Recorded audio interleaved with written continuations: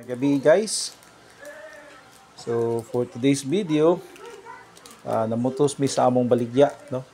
Amo ni siyang ginabaligya sa opisina, kantin sa dool niya, kantin sa opisina, mo nang gitawag na mga Irins. Then ang uban ani, ako may namaligya, no, sa opisina. So nara si Mrs.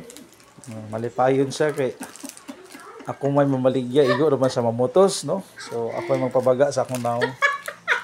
So karon ang iyang giripak mo ni na atong gitawag nga banana cake, no? So lami gini siya nga banana cake, guys. Hurot-hurot gini akong baligya sa opisina. So naka-nice po niya ang iyang packaging mo gyud, no? Nakabutang niya is happy everyday. Thank you. So no, pasalamat na sa mga mamalitay nato. Ang ikaduha niya nga putson mo ning gitawag nato nga brownies. Nay lami gini nga brownies ba? Di jud mo magmahay mo ni pinaka best seller namo ang brownies, no?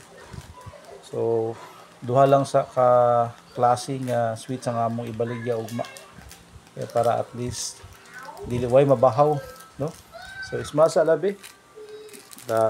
So that's it guys. Magabi sa tanan.